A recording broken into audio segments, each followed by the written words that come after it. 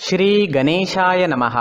नमस्कार दोस्तों चंद्रमा हमारे दैनिक राशिफल में काफ़ी महत्व रखते हैं। 2.5 दिन में चंद्रमा अपना स्थान बदल देते हैं।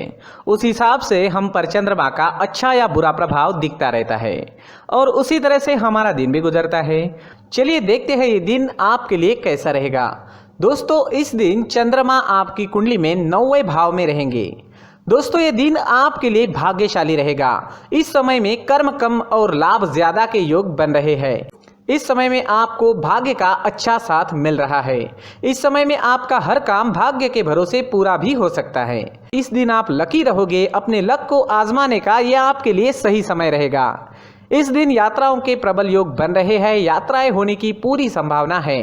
छोटी मोटी कोई ना कोई यात्रा इस समय में हो सकती है।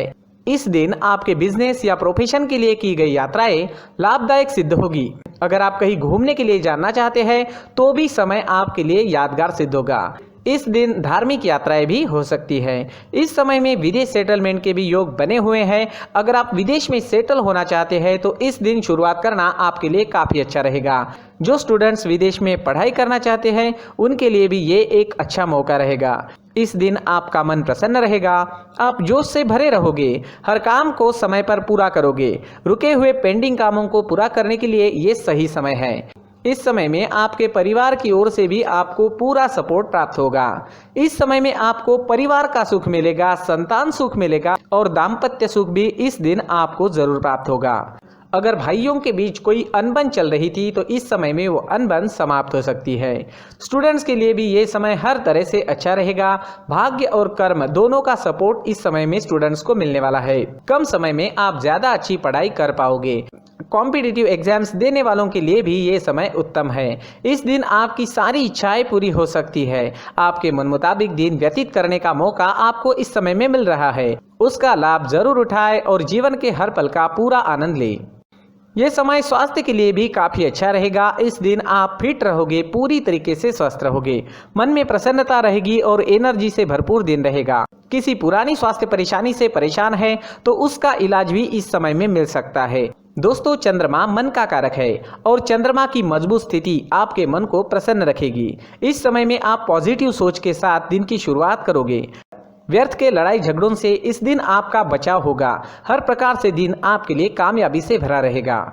इस दिन पीले रंग का अगर आप इस्तेमाल करते हैं तो आपके लिए बहुत अच्छा रहेगा और इस दिन शुभ अंक रहेगा 3 अंक। दोस्तों, इस दिन सुबह टहलने जरूर जाए। अपनी फिटनेस पर हमेशा ध्यान रखें। हमारी सोच पर हमें नियंत्रण रखना काफी जरूरी होता है। जो हम आज सोचते हैं वही हमारा कल भविष्य बनता है। इसलिए सिर्फ अच्छा सोचे, पॉजिटिव सोचे। इस सुंदर जीवन को हमें ईश्वर ने प्रदान किया है। इसलिए सुबह उठते ही मन में अपने माता पिता और भगवान को धन्यवाद जरूर कहे। दोस्तों, ये राशिफल चंद्र राशि पर आधारित है, लेकिन कभी कभी हमारी पर्सनल कुंडली में बाकी ग्रहों की पोजीशन कुछ इस तरह की होती है कि आपके राशिफल परिणाम में बदलाव दिख सकता है। इसलिए राशिफल को एक मार्गदर्शन के तौर पर लिया जाए तो ज्यादा अच्छा रहेगा। दोस्तों, सभी राशि के लोगों के लिए जीवन में आगे बढ़ने के लिए कुछ जरूरी बातें वीडियो में आगे बताई गई है, तो वीडियो आगे जरूर देखें। नमस्कार दोस्तों, व्यक्ति को अपने जीवन में सफल होने के लिए मेहनत के साथ साथ भाग्य का साथ होना भी बहुत ही आवश्यक होता है। अगर व्यक्ति का भाग्य उसका साथ देता है तो कम मेहनत में ही अधिक सफलता प्राप्त होती है। परंतु कई बार ऐसा देखा गया है कि व्यक्ति के जीवन में कई ऐसी घटनाएं घटित होती है जिसकी वजह से उसको बहुत सारी परेशानियों का सामना करना पड़ता है और इस स्थिति में व्यक्ति को बिल्कुल भी समझ नहीं आता कि ऐसा क्यों हो रहा है। दरअसल आपके घर में ही कुछ ऐसी चीजें होती है जो हमारे भाग्य को प्रभावित करती है, हमारे जीवन को प्रभावित करती है और उन चीज़ों के आसपास होते हुए भी हमें वो चीज़ें नज़र नहीं आती। वह चीज़ें हमारे चारों तरफ एक अजीब सा घेरा बनाकर रखती है, परंतु हम उसको नहीं देख पाते।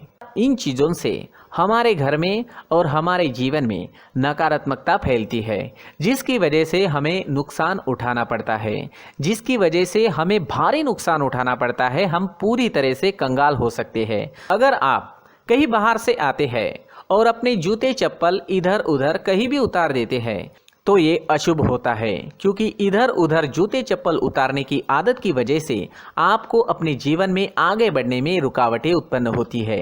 इससे उन्नति में बाधा आती है। इसलिए आप अपने जूते चप्पलों को उनकी जगह पर ठीक प्रकार से रखें। दोस्तों, काफ़ी लोगों को इस तरह की आदत होती है, कहीं से भी बाहर से आते हैं, कहीं भी जूते चप्पल फेंक देते हैं, कहीं पर भी उतार देते हैं। कुछ लोग तो घर के एंट्री के मेन डोर के सामने ही जूते या चप्पल डायरेक्टली उतार देते हैं। ये तो बहुत ही गलत है। साथ ही कुछ लोग जूते चप्पल उल्टे रख देते हैं, उस पर ध्यान नहीं देते। लेकिन इन चीज़ों पर ध्यान देना बहुत ज़रूरी होता है और जूते चप्पल हमारे जीवन को बहुत ज़्यादा प्रभावित करते हैं। दोस्तों, ध्यान रखें, जूते चप्पल हमेशा साफ सुथरे रखें और उनको उनकी जगह पर रखें। उनके लिए एक स्थान बनाएं, उस स्थान पर रखें। अगर कोई व्यवस्था उनके लिए की है तो बहुत ही अच्छी बात है, वहां पर उन्हें रखें, साफ सुथरा रखें। जूते चप्पलों को उनकी जगह पर कुछ इस तरह से रखें कि वो देखने में भी अच्छी लगे। अगर वो चीज़ें देखने में अच्छी लग रही है तो फिर उनसे निगेटिव एनर्जी उत्पन्न होने की संभावना बिल्कुल भी नहीं रहेगी। तो दोस्तों, इस बात का ध्यान ज़रूर रखें। साथ ही दोस्तों, एक और बात है जिस पर आपको ध्यान देना बहुत ज़रूरी होता है। हमारे घर के छत के ऊपर जिन चीज़ों का हमें काम नहीं होता है उन्हें हम घर के छत के ऊपर रख देते हैं। ऐसा करते करते देखेंगे तो घर के छत के ऊपर कबाड़ जमा दिखता है। जी हाँ, जो चीज़ें हमें लगता है आगे जाके हमारे काम में आ सकती है वो हम घर के ऊपर रख देते हैं, लेकिन वो चीज़ें तो काम में नहीं आती। हमारे जीवन पर वो चीज़ें बहुत ही गहरा निगेटिव इफेक्ट डालती है। इसलिए हमारे घर के ऊपर का जो भी एरिया है वो पूरी तरह से साफ सुथरा रखें। जी हाँ, साफ सुथरा रखना है और एक भी बिना काम की चीज हमारे घर के ऊपर नहीं रखनी है।